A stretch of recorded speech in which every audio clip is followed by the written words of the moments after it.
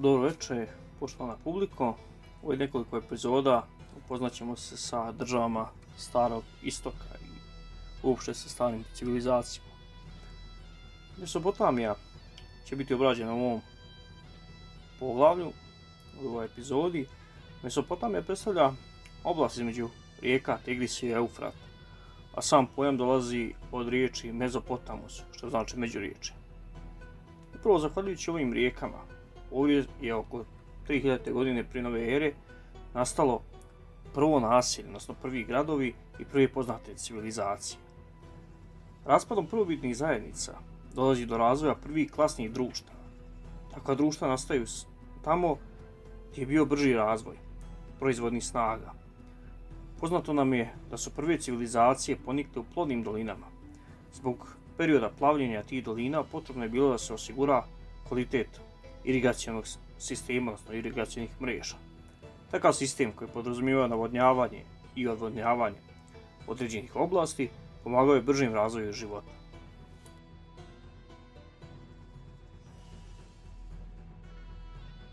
Ljudi su se udruživali jer takav zadatak kročenja rijeka ne bi bilo moguće da izvede pojedinac. Tako su nastale države oko Nila, Tigrisa, Eufrata, Inda, Ganga, Huanghua, Jansinjanga i cijelog tog prostora koji ćemo kasnije nazvati Starim Istokom. Stanovnici Mesopotamije ljeti su navodnjavali sušnu dolinu. Njihovo glavno zanimanje bila je zemljoradnja. Od kultura koje su ovdje uspijevala poznate su nam pšenica, ječam i urmina palma i mnoštvo toga se još uzgajalo na prostoru Mesopotamije.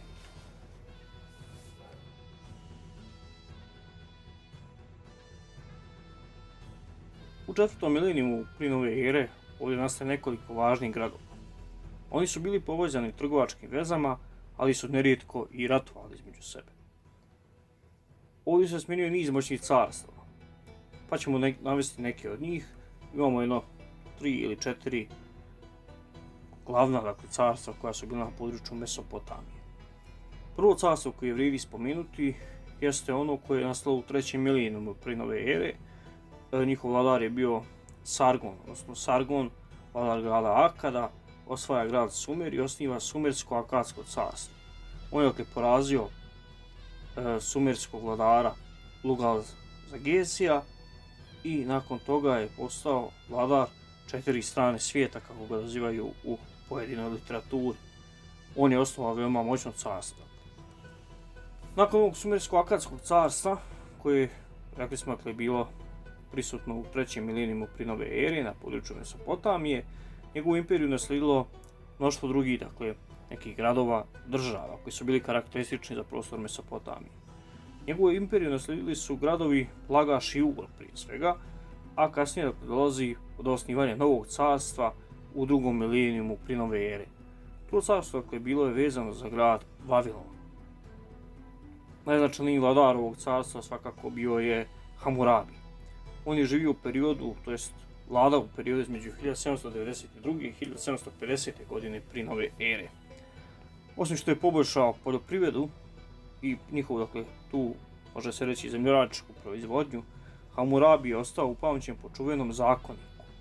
Ovaj zakonik, podaran od Boga Sunca, uklesan je na kamenoj steli. A iz ovog historijskog izvora saznajemo o društvenom i državnom uređenju zemlje, što je veoma interesantno za historijsku nauku. Car je vladao kao Božji sin ili namjesnik i bio je pravi despot u carstvu. Društvo je bilo podijeljeno na robovlasnike, srednji sloj te na obespravljeni sloj ili ti robove. Slavljenjem Vavilona uzdiže se moćno carstvo pod vladarima Ašura, to jest Asirska carevina. Ono predstavlja treće carstvo na ovom teritoriju koje se može izdvojiti kao jedno od najznačajnijih carstva. Svoj vrhunac Asirsko carstvo imalo je u periodu od oko 1000. godine prije nove ere do 7. vijeka prije nove ere, kada su ga pokorili Medija i Vavilon. Najistaknutiji vladari Tiglat-Palasar u 8. vijeku prije nove ere te Senaherib i Asurbanipal proširili su državu na područje Fenikije, Vavilona i Palestine.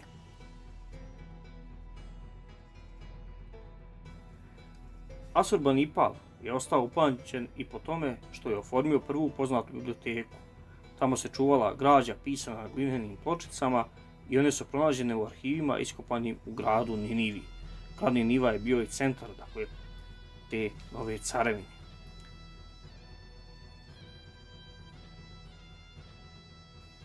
Međutim, asirijsku državu pokorili su Haldejci, koji osnivaju novo Vavilonsko ili Haldejsko carstvo u 7. vijeku prije nove ere. Najpoznatiji vladar ovog novo-haldejskog ili novo-vavilonskog carstva bio je Navuhodonosor, koji je živio i vladao u periodu između 604. i 562. godine prije nove ere. Njegova vlast se protezala na veći dio Mesopotamije, Sirije i Palestine, a pod njegovim mačem zauzeto je jevrejsko središte u Jerusalimu. Veliki broj ljudi prebačen je u Vavilon oko 587. godine prije nove ere, a sam događaj ostaje upamćen kao vavilonsko ropstvo.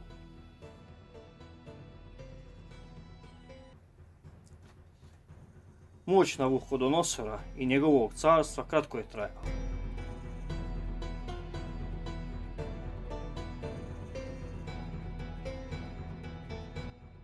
Nekoliko decenija nakon njegove smrti, tačnije oko 538. godine, moćna persijska država cara Kira pokorila je Vavilon. Državno uređenje mesopotamskih carevina, gdje car ima vrhovnu vlast, opisuje se kao istočnjačka despotija. Cjelokupno stvaralaštvo i život drevnih Mesopotamaca bili su prožeti religijom. Vjerska načela diktirala su društvene norme, ali i sam život ljudi. Kao i ostali narodi Starog Istoka, stanovnici Mesopotamije bili su politeisti. Vjerovali su u bogove poput Šamaša, Anua, Ea, Tamuza, Ištar i mnogi drugi.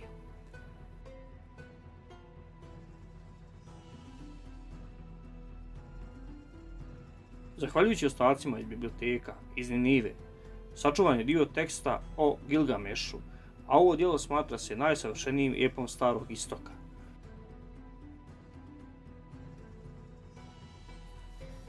Narodi Mesopotamije unaprijedili su u velikoj mjeri nauku i kulturu drevnih civilizacija. Veliki doprinos dali su u razvoju medicine, matematike, astrologije, književnosti i graditeljstva.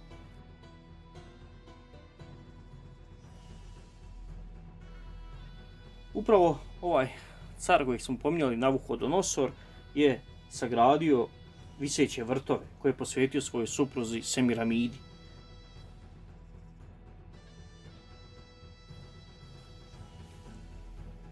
Doprinos stanovnika Akada i uopšte njihove vlasti bio je u tome što su razvijali ratnu vještinu i tehniku.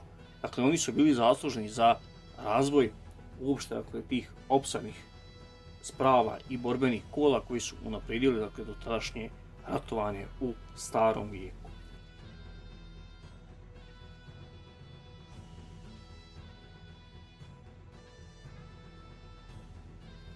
I za kraj ovog video isječka možemo da ponovimo današnje predavanje o Mesopotamiji. Rekli smo da je ono najosnovnije što se dešava, Mesopotamija nastaje između dvije rijeke, to je Tigrisa i Eufrata, i ovdje se smjenjuje nekoliko carstava.